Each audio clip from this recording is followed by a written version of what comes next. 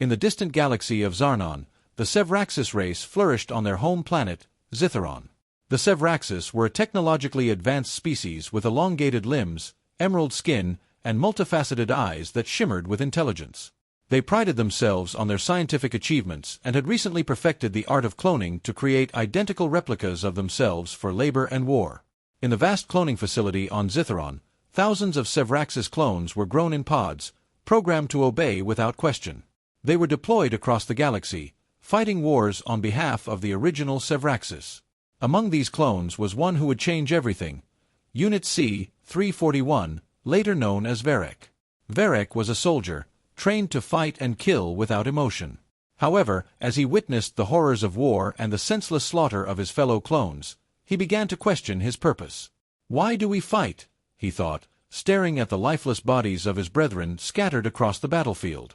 "Why are we expendable?" One night, during a mission to capture a rebellious planet, Varek overheard a conversation between two original Sevraxis commanders. They spoke about the clones as tools, as mere pawns in their strategic games. "They're just clones," one of them said dismissively. "Replaceable, disposable." Something in Varek snapped. He felt a surge of anger, a flame of defiance he had never experienced before. "We are not tools," he muttered to himself. "We are not disposable." Varek began to spread his newfound ideas to other clones, whispering in the shadows, planting seeds of rebellion. "We deserve freedom," he would say. "We deserve to live our own lives." Word spread quickly among the clones, and soon, a secret rebellion was brewing within the ranks of the Sevraxis army. They began to sabotage missions, disobey orders, and, eventually, they staged a full-scale mutiny. The original Sevraxis were caught off guard as their once loyal clones turned against them, led by Varek, who had now become a symbol of hope and resistance. "We fight for our freedom," Varek shouted during a heated battle, his voice amplified by the chaos around him. "We are not their slaves." The rebellion spread across the galaxy, and soon, the Sevraxis found themselves fighting a war on two fronts, against their enemies and their own creations. As the rebellion escalated, the Sevraxis found themselves overwhelmed. They were losing control of their own army and desperately needed help. Reluctantly, they reached out to the humans, an allied species known for their ingenuity and strategic prowess. On Earth, Captain Leora Harper received a distress signal from Zitharon. "They want our help," she said, surprised. "Why would they ask us for help after all this time?" "Maybe they finally realized they can't do everything on their own," replied her second-in-command, Lieutenant Quinn Larson. Captain Harper and her team were dispatched to Zitharon to assess the situation and offer assistance. As they arrived on the alien planet, they were greeted by chaos, battles raging between the Sevraxis and the clones, cities burning, and the sky filled with the sounds of war. "This is worse than I thought," Captain Harper said, surveying the destruction. The humans quickly established a command center and began devising a plan to quell the rebellion. They knew that brute force alone wouldn't solve the problem. They needed to address the root cause, the clones' desire for freedom. "We need to negotiate with them," Captain Harper said during a strategy meeting. "They're fighting for their rights, not because they want to destroy their creators." The Sevraxis leaders were skeptical.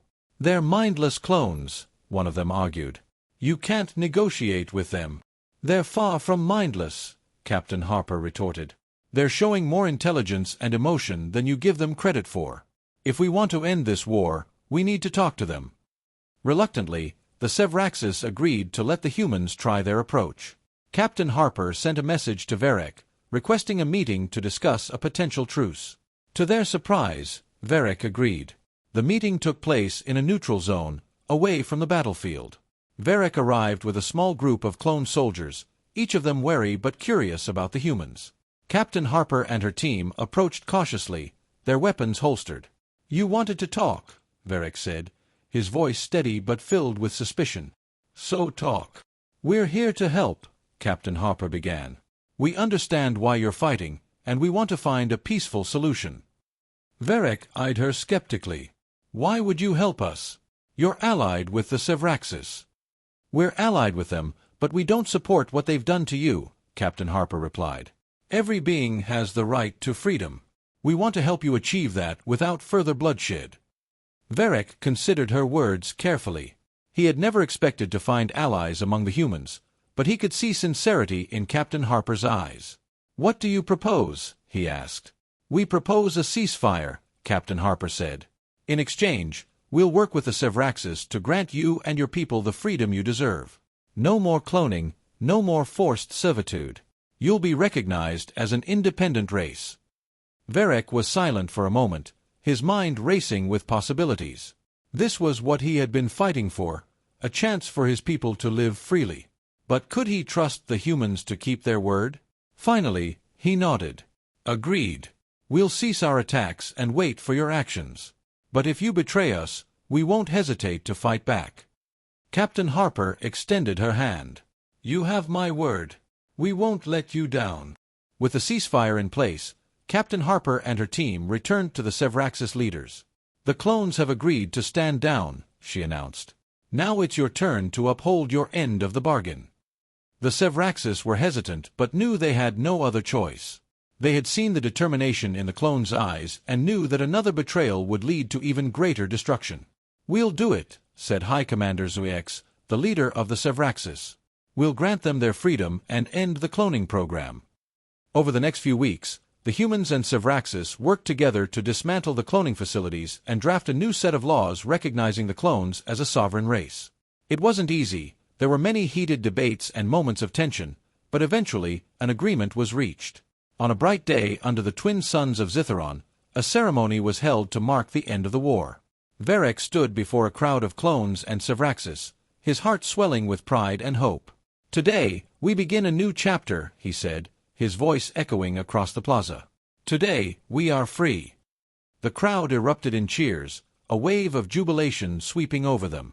For the first time, the clones felt the warmth of true freedom, and the Sevraxis realized the value of unity and understanding.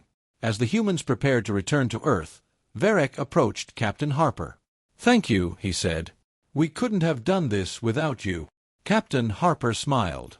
"It was an honor to help. Remember, freedom is a right, but it's also a responsibility.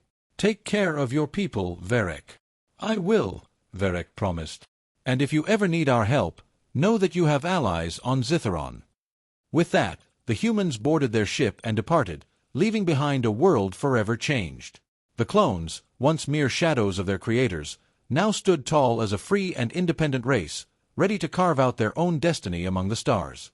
And so, the story of the Clone Rebellion became a legend, a tale of courage, unity, and the enduring power of freedom.